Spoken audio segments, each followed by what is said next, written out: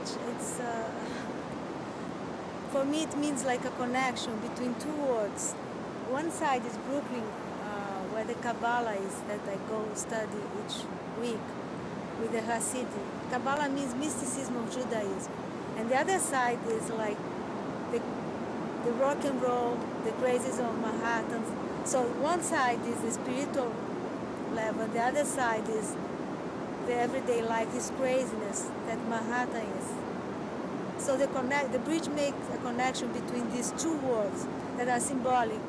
In Eastern Parkway with the Lubavitch people, the Kabbalah people, and coming to the craziness, the cars, everything that Manhattan is like coming out for a dream, and the reality is the other side of the bridge. It means Brooklyn, and Manhattan is like the dream of like a futuristic, I don't know, something like that.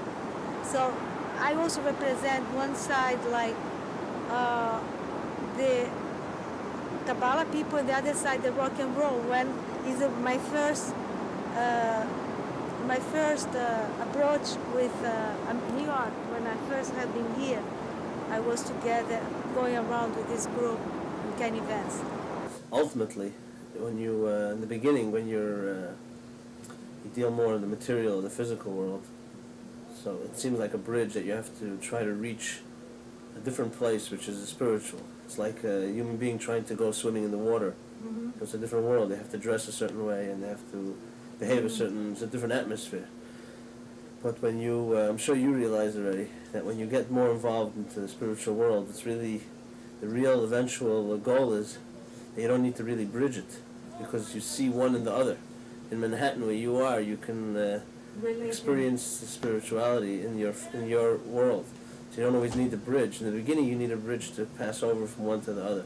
But later they become one, that in everything that you do physically, that itself becomes a spiritual manifestation. Yeah, but the same as spiritual has to have a physical manifestation. I've never been with a group of people that made me feel so bad. He said, I was totally, I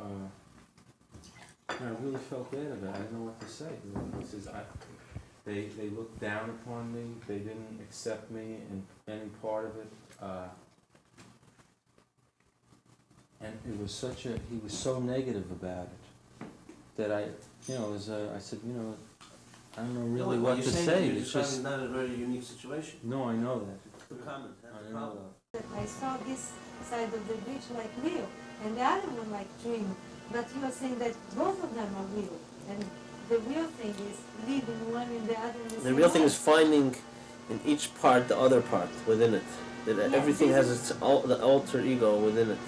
It's like within the physical there's the spiritual. And the spiritual is like just the soul of a body. It's like you have a soul and you have a body, right? Yeah. Are they in two different places? They're in the same place. It's you. You're made up of a soul and a body. It's just that when you start experiencing your soul, it seems like a different thing.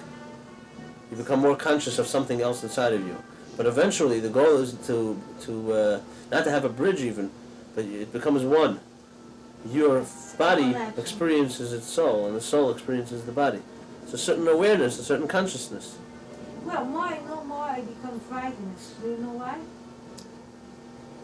Is that normal? A sense of touch with your time, the time that you're living in. For that reason, the Alter Rebbe once said, that person has to live with the time. Because that gives them life. If you look at time as something which is just an old procedure that keeps on repeating itself, so you get stuck into a bored form of mechanical type of a person that just goes through again and again. But if you look at every day as a new creation, when you wake up in the morning, it's a new energy that would never, through all, as time has been going on forever, no energy at that point in time has never occurred before. That energy force that occurs in that moment in time was never in existence since the beginning of time. That gives you a completely different attitude. It's not that easy just to tell yourself, well, this time is a new point. You have to know why is it new, and why is it different than yesterday.